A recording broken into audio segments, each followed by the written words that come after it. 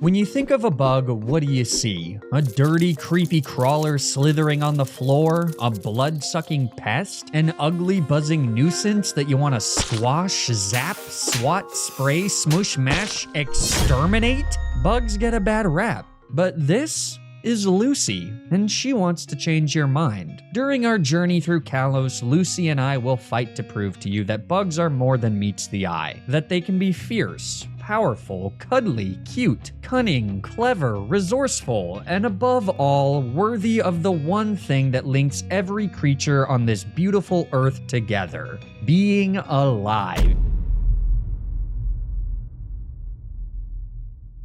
This is Tusi, and she wants to change your mind. During our journey through Kalos, Tusi and I will fight to prove to you that bugs are more than meets the eye. That they can be fierce, powerful, cuddly, cute, cunning, clever, resourceful, repetitive, and above all, worthy of that one thing that links every creature on this beautiful earth together: being alive. In order to become champions of the Kalos League and prove our worth, Tusi and I will need all the help we can get. In Santaloon Forest, Jude the Caterpie joins the team, and on Route 3, Strawberry the Burmy grants us a third teammate before the fight against the very first gym leader. However, on top of these standard hardcore Nuzlocke rules, Collision playthroughs come with an additional challenge dubbed the Anime Rule, which requires that I match the team size of my opponents for all Gym and Elite Four matches. So Strawberry's on the sidelines as Jude and Tusi, now fully evolved beautiful butterflies, face off against Viola, who also happens to have a rare respect for bugs. Tusi can take out our foe's lead Surskit with a few Strugel Boojles, but Viola's Vivian is gonna be quite the challenge. With Infestation, she can prevent switches and do passive damage on each turn. My only hope is that Jude's able to do enough damage with Confusion and Poison Powder to take the KO before it's too late. As we trade off attacks, slowly whittling away at each other, it's not lost on me that this type of violence is the exact thing that Tusi and I are hoping to stop: the senseless devastation of insect life. And it's a cruel irony that in order to reach our goal, the very first thing we have to do is become a part of the problem. Perhaps there's a lesson to be learned here, but regardless, as Vivian falls, pain apparent in her once bright eyes, I pray that here the ends justify the means.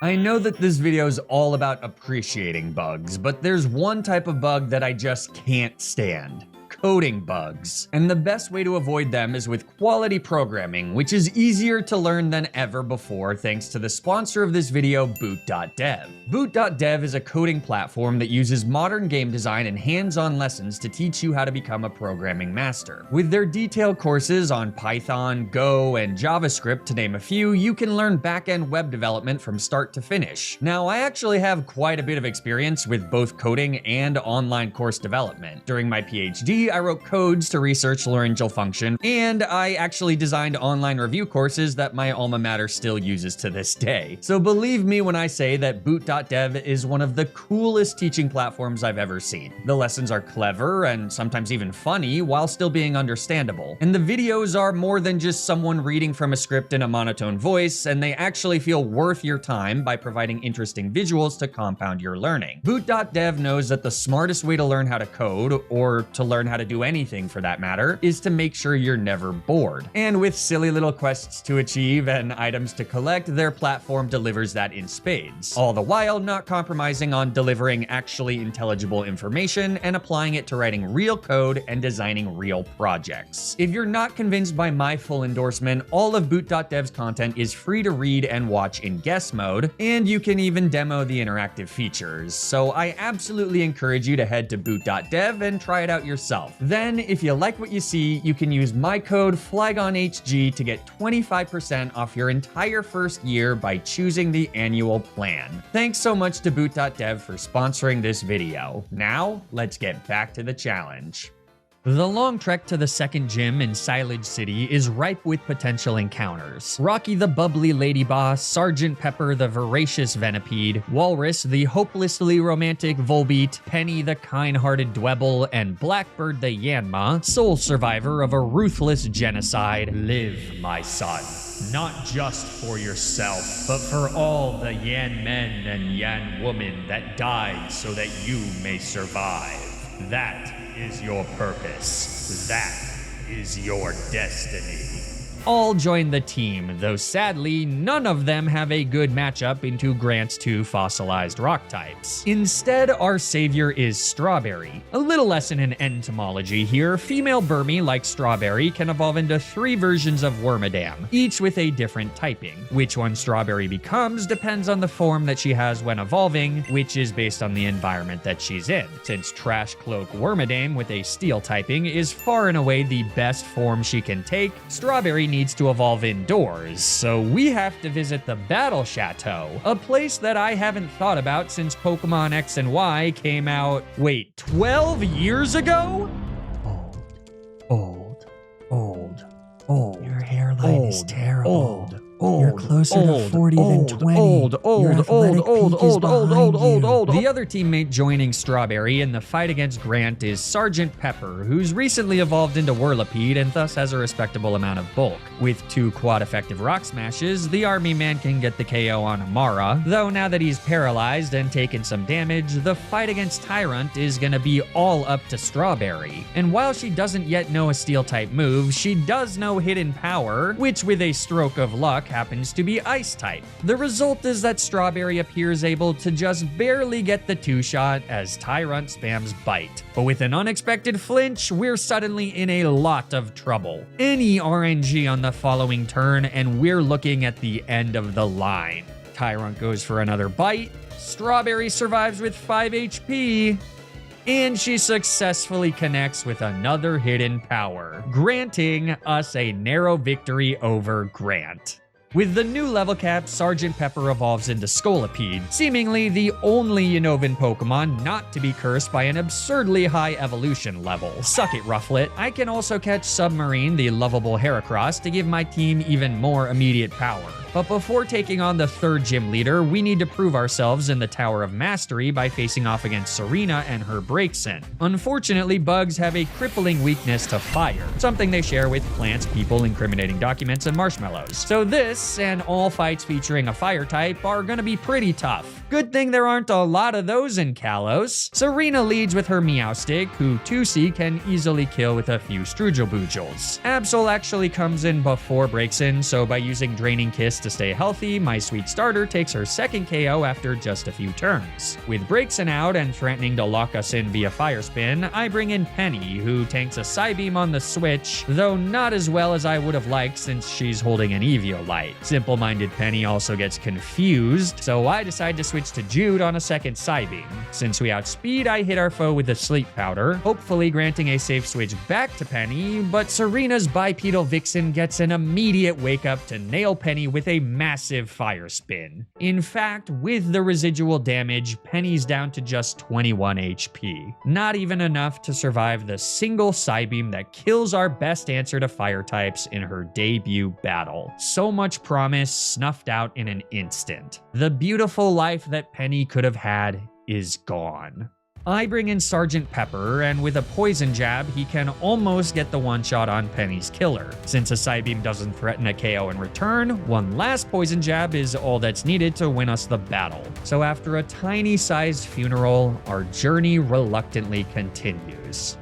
The good news is that the matchup against Karina is a joke, since bugs resist fighting types. You ever tried to punch a bug? Plus, her Hawlucha doesn't even have a flying type move. 2C gives Mienfoo the Kiss of Death, Submarine uses Aerial Ace to slice through Machoke like a perfectly cooked fish fillet, and Sergeant Pepper once again closes things out against the duck with a few powerful poison jabs. This next stretch of the journey is equally as easy, with a few potential exceptions. Serena wants a rematch before I can fight the next gym leader, and though her team is literally no different except for a minor boost in levels, Blackbird has now evolved into Yanmega, who can take out Braixen with a few ancient powers, having to only tank a single Fire Spin in the process. Since Ramos uses grass types, that guy is what we professionally refer to as unbelievably f***ed. Strawberry kills Jumpluff with a Hidden Power Ice, Blackbird sweeps Go-Goat and Weepinbell with a few Strugel-Boojles, and Sergeant Pepper is just along for the ride. Next is the infamous Route 13 Team Flare Grunt.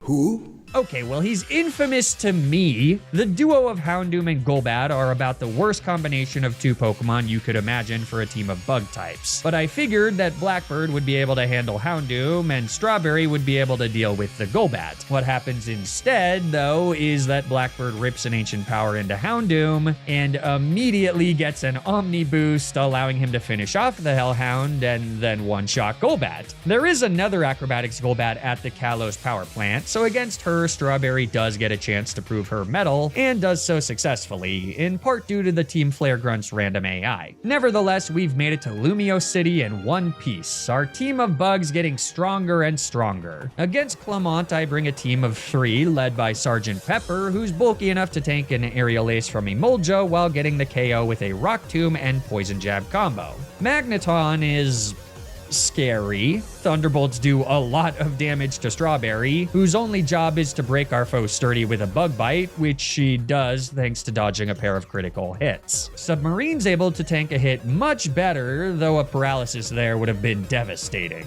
So it's a small miracle that we made it out of this one, as Submarine can now take the KO with a Brick Break, eat one last Thunderbolt from Clement's final Pokemon, Heliolisk, and then knock him out with a single close combat for badge number 5. Now, the fight against Serena on Route 14 almost always causes a death. It's my personal kryptonite, especially when my rival has her plus speed Delphox. But this time, I came prepared. By putting Meowstic to sleep with Jude, I can freely set up a Rain Dance and switch to Blackbird. Since the kitten stays asleep, this lets Blackbird take the KO at full HP, while also getting a speed boost to ensure that he'll move before Serena's Delphox. Our Ancient Power isn't enough for the kill, but with the Rain protecting us from Fire-type moves, all our foe can do is rip a single Psybeam before a second Ancient Power gets the KO. A single Strugel Boojel kills Absol, so once again, Blackbird's netted us a deathless victory over Serena.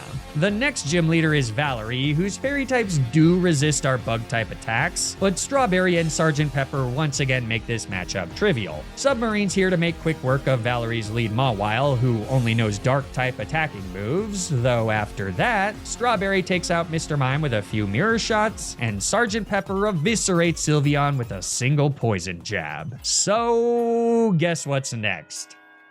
Did you guess another fight against Serena? Yeah, the mid-game is basically just the same rival fight over and over again, interrupted by mediocre gym leaders. And now that we have a relatively reliable strategy, even the rival fights are pretty unremarkable. Oh, and not that it matters, but I do catch Obladi the Skorupi here, who can't evolve since he'll cease to be a bug type. Anyways, we're finally firing on all cylinders. The dream of a world where bugs are respected, adored, and celebrated is within reach. It's a euphoric high, the best of times. And with the penultimate Kalos gym leader Olympia wielding psychic types, I had little doubt that this would be another easy matchup for my team of soon-to-be champions. Olympia does lead with a part flying type Sigilif, her Slowking knows Power Gem, and her Meowstic can set up with Calm Mind, but even so, it all seems pretty simple. Strawberry is my answer to Sigilif, since she only takes neutral damage from Air Slash and can threaten with super effective damage via Thief. We don't do much damage, especially thanks to Sigilif's Reflect, but with Leftovers and Protect keeping us healthy, we also don't take much damage either, though thanks to a Hyper Potion, by the time Sigilif finally falls and Slowking comes out next, Strawberry isn't exactly in the best shape. She's certainly lower than I was expecting.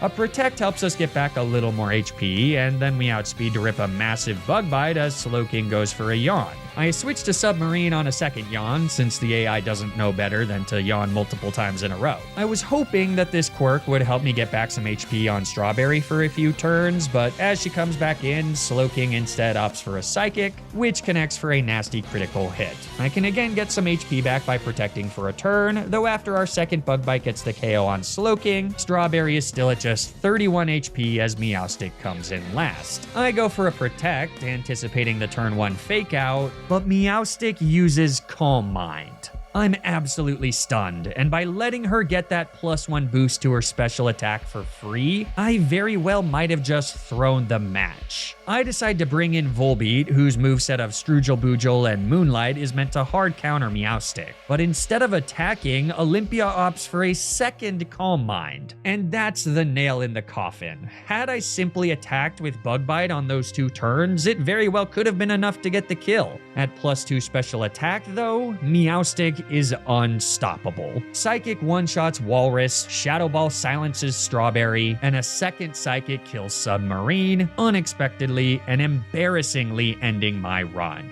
Humbled and crashing back down to Earth, my wings burned from flying too close to the sun. The only 2 options I had were to give up or start over. And as hard as it is to find the strength to do it all over again, I owe it to Tusi and to all the bugs worldwide to try. With better plays from yours truly, I know that these bugs can rise to greatness and become champions. So back to square one it is. It takes a few tries to get a potential run going, be it failing the early game grind with Lucy's most recent reincarnation, encountering a Weedle instead of a Caterpie in Santaloon Forest, or being stuck with a male Burmy. Disgusting. But we finally get a live one on attempt 7, where I also wind up catching Maggie May the Illumise instead of Walrus the Volbeat. This time against Grant, Strawberry the Wormadame does not have access to Hidden Power Ice, so in order to skate through this fight, I just make sure to edge her to the level cap of 25, such that she can grow to level 26 and learn Mirror Shot after Amara goes down. With that, she's got more than enough to best Tyrant. A7 then continues to show remarkable promise as we once again face off against Serena for the first time. After Lucy makes quick work of Meowstic, instead of letting her take the KO against Absol, I switch to Maggie May, who can use Encore to lock Absol into a quick attack, thereby letting Submarine the Dwebble come in and take minor damage before finally taking the KO with a Bug Bite. This ensures that he no longer needs to switch in on a nasty attack from Breaksin, allowing for a much safer matchup as a single Rock Slide is enough to cleanly get the KO and save Submarine's life. This in turn makes the rest of the mid-game significantly easier, as Submarine the Crustal, especially with shell armor, gives us a much better answer into the remaining Serena fights, as well as the various flying types we're forced to face. There's a couple close calls, but it isn't long until we've almost made it back to where we were. The team was even stronger than it was before, and we were once again on top of the world. In Annister City, the fight against Serena, as usual, was easy enough. We always started with Lucy, whose shield dust allowed her to avoid the flinch from Fake Out and nail Meowstic with a Strugel Boojel to reduce her special attack. Lucy's job was to neuter Meowstic so that we could safely bring in Submarine, and she was excellent at her job. Des fromages, mademoiselle, et vous. Fromage, omelette, des boubous, oui soufflé. Baguette, croissant. C'est fou, marmadou, Isebous, Ivavou, adieu, Amour, Mademoiselle, Mr. Mime.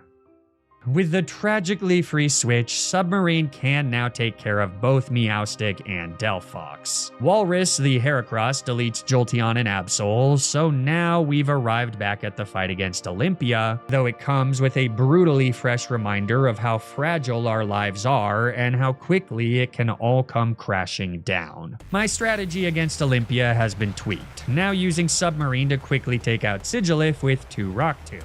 Wanting to stall out a turn of Reflect against Slowking, I use Protect, only for her to immediately go for a Calm Mind. I had committed the cardinal sin of Nuzlocking, making the same exact mistake twice. Albert Einstein once said that the definition of insanity is doing the same thing over and over again and expecting different results. Except that he didn't actually say that, it's a misattribution. This has been Fact Checking with Flygon HG, debunking misinformation one tangent at a time. Regardless of who or whom said it, the insanity quote is pretty damning.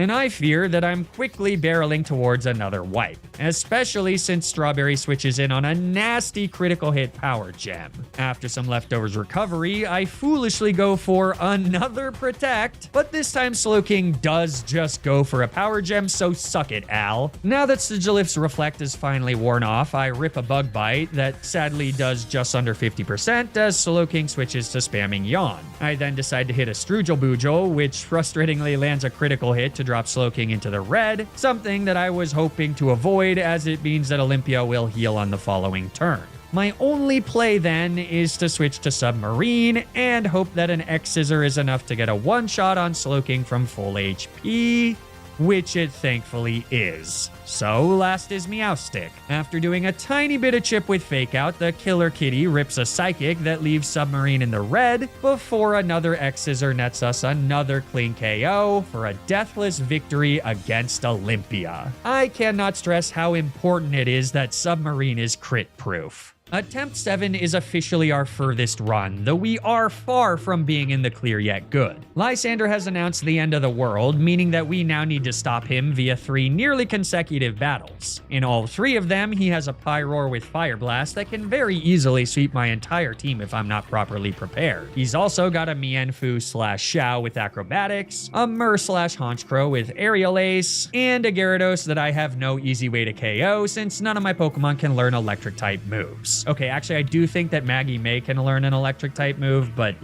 yeah. Each of these 3 fights is going to require some pretty serious risks. The first matchup is naturally the least threatening, since a few of Lysander's Pokemon are still unevolved, and because his Pyroar has the ability Rivalry, which nerfs his attack and special attack stats when facing off against female Pokemon. The result is that Sergeant Pepper not only outspeeds Pyroar, but can also actually survive a single Fire Blast, though she doesn't even need to since Pyroar just misses. I'd have preferred that to happen in a later fight, but beggars can't be choosers, I guess. Sergeant Pepper can also one-shot Murkrow, so for Gyarados, some damage with Poison Jab, and a switch to Blackbird for the finishing blow ensures a swift victory. The second Lysander matchup is significantly harder though, since his team is now fully evolved, and his Pyroar has the ability Unnerve instead of Rivalry, thereby removing the nerf against female Pokemon, while also preventing the use of something like an Occa Berry, not that it actually matters since this team doesn't have a way to get them.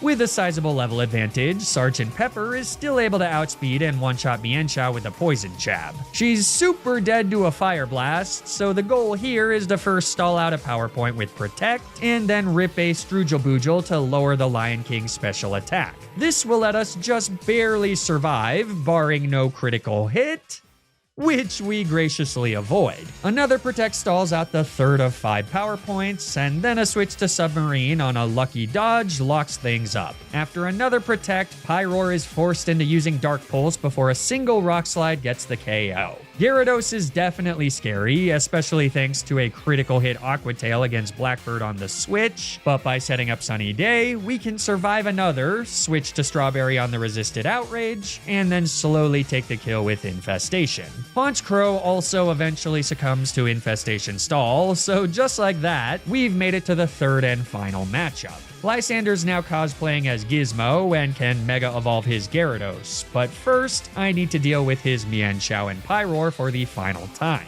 Once again, our strategy is to first kill Mienshao with a Poison Bar boosted Poison Jab, and then rip a Strugel Boojel before hopefully dodging one last critical hit Fire Blast.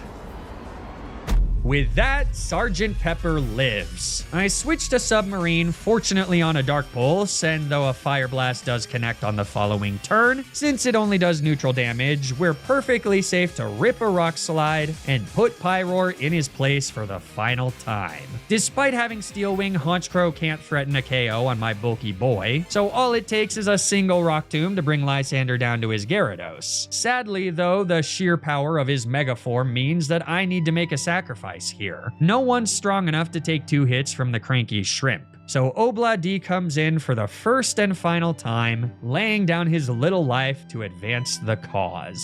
RIP, buddy. Let Lucy know that we're doing our best to keep her dream alive. I decide to bring in Maggie May next, since she can use Charm, Moonlight, and Wish to completely neuter Lysander's Gyarados. This obviously does risk some critical hits, but, like, don't make me say it out loud. The irony is that after getting Gyarados down to -6 attack, I decide to rip a super effective Bug Buzz that does way more damage than I was expecting. In fact, it's a clean 2-hit KO, meaning that the optimal play was to simply go for the kill right away. No harm, no foul though, because with a second Bug Buzz, Maggie May claims her first kill, saving the entire world in the process. Good job, Maggie May. Good job. Now that the world-ending weapon's been destroyed, I can head towards the 8th gym in Snowbell City, where along the way, we get a few new encounters for the first time since Obladi. R.I.P. buddy. I snag Rocky the Quiet Durant from Route 18, Penny the Gentle Shuckle from Terminus Cave, and finally the duo of Twist and Shout from Routes 14 and 19. Only Rocky joins the team for the back-to-back fights against my 3 best friends in the whole wide world. Submarine kills Shauna's Delcatty, Walrus close Clizzies her Goodra, and Blackbird bug buzzes her Greninja. Against 2B, Submarine Lannister's Talonflame, Blackbird bug buzzes Crawdaunt, and Sergeant Pepper poison jabs Roserade. And then finally, against Trimp, Submarine X Scissors Raichu before Rocky ironheads both Aerodactyl and Florges. I guess the real bugs were the friends we made along the way. What? Despite having no Pokemon that can learn Flamethrower, Wulfric remains very simple. Walrus gives Abomasnow the ba-ba-ba-ba-ba treatment, Rocky shatters Cryogonal with an Iron Head, and finally Strawberry takes the KO on Avalugg with just a few mirror shots. With all 8 gym badges, it's time to make our way to the Pokemon League. There's a few fights along the way that prove to be a skosh tricky. Like, sure, this one Kingdra comes dangerously close to killing my teammates on 3 separate occasions, but when it's all said and done, you can walk instead of run, cause no matter what, you'll never be alone. And also, we make it through Victory Road without any deaths. I go back to the Rain Dance strategy to beat Serena's Delphox, by the way. So here's my final team of 6 bugs that will help me make Sweet Lucy's dream a reality, each ready to sacrifice their own future for the greater good. As we enter the Pokemon League, I feel the warmth of Lucy's presence. I know she's up in the sky with diamonds, looking down and cheering us on to victory. So without any further ado, let's do this. Our first matchup is against the Steel-type trainer Wickstrom, and since he only uses 4 Pokemon, I have to choose 2 of my teammates to sit this one out. It shouldn't be much of an issue since both Submarine and Penny are weak to Steel-type moves anyways. Against Klefki, Walrus can net a quick kill with a high-roll Earthquake. This brings in Scizor second, so I stay in to first hit a Brick Break, taking a fairly strong Iron Head as a result, before then taking a second KO with a close combat. This proves to be somewhat of a mistake since Probopass comes in third and threatens with Power Gem. I thought that Rocky would be bulky enough to tank a hit or 2, but he's not at all. I mean, even without critical hits, 2 Power Gems are enough to get the KO. In hindsight, I should have saved Walrus for Probopass and used Rocky to deal with Scizor. Instead, I now need to make an insanely risky play. Switch back to Walrus and hope that he's bulky enough to tank 2 hits. I say 2 because Probopass has the ability Sturdy, meaning that our Earthquake doesn't get the KO. But with a little luck, Walrus survives a Flash Cannon with 10 HP. That was extremely stupid. After Probopass falls, Wickstrom still has his Aegis Slash, but with Sergeant Pepper at full HP, she can come in on a Shadow Claw and then take the kill with a single Earthquake. So next up is Seabold and his water types. Once again, Submarine and Penny are sitting on the bench. Against Seabold's lead Clawitzer, I send out Blackbird, who can use Sunny Day to reduce the power of the Shrimp's Water Pulse. It also means that we can rip a 1-turn Solar Beam for a clean KO into both Clawitzer and the Barbaracle that comes in next. Third, though, is Gyarados, which is always a little scary thanks to Dragon Dance. I switch to Rocky, as Seabold does indeed take the opportunity to set up, though with the sun still burning bright, his best bet is an Earthquake that still doesn't threaten with a KO at +1 attack, letting Rocky hit him with a Thunder Wave to guarantee the speed advantage. From here, I switch to Walrus, and Gyarados goes for Dragon Dance number 2. Terrifying for sure, but Rock Tomb is a 2-shot, and since Gyarados doesn't even attempt to go for any damage, damage. Instead, greedily using a third Dragon Dance, we can get the kill at full HP. Last is Starmie, so I have Walrus stay in on what ends up being a pretty nasty Psychic. 2 measly hits from Bullet Seed mean that I need to switch to Rocky, who does survive and simultaneously baits Surf for a safe switch to Sergeant Pepper. And since she outspeeds, a single X-Scissor seals the Starfish's fate. These next 2 fights have the potential to be trickier. Drasna is certainly the less tricky of the 2, since the only real threat she has is her Noivern with Air Slash and Flamethrower, though here's where Penny gets to finally make her debut. First though, Walrus rips a nasty Earthquake into Dragalge for a quick KO, but then Penny comes in on Noivern's Air Slash. Without a way to hit her for super effective damage, Penny is virtually indestructible. The combination of leftovers and Protect makes things hard enough, but the real kicker is that Penny can use the move Power Split to average her pitiful attack stats with Noivern's halfway decent ones, the result being that Noivern now does way less damage with her attacks, and Penny can actually do relatively respectful damage with super effective Rock Tombs. Eventually, I decide to switch to Submarine, who can then take the KO and be in the perfect situation to deal with Altaria. She does use Cotton Guard to radically increase her defenses, but thanks to a lucky flinch from our first Rock Slide, we can get another quick KO without anything happening. Draudigon is last, and other than being kind of annoying to deal with thanks to Dragon Tail, there's very little he can do to stop us from getting the KO just a few turns later. The final member of the Elite Four is Malva. The fights against Lysander and his 1 fire type were hard enough, so I'm pretty worried about facing off against 4, though we do now have Penny. Malva's lead Pyroar also has Rivalry instead of Unnerve, so we actually have a solid matchup with Walrus. Because Malva elects to use Noble Roar instead of doing damage, our Brick Break doesn't get the KO, but since it does do enough to trigger a heal, Walrus gets the kill at full HP after ripping a close combat. Talonflame comes out second, so I make the switch to Submarine, who moderately shrugs off a Brave Bird. The best Talonflame can do is rip a Flare Blitz before our Rock Tomb takes the KO on what is probably Malva's scariest Pokemon. Torkoal comes in third, so I switch to Walrus on a Stone Edge. We rip a super effective Earthquake as Torkoal retaliates with a Flame Wheel that comes dangerously close to getting the kill. Since it doesn't though, we've managed to snag a deathless victory. Walrus gets his second KO of the fight, leaving Malva down to her final Pokemon, Chandelure. So all that's left is to outspeed and rip one last nasty Earthquake for the guaranteed kill.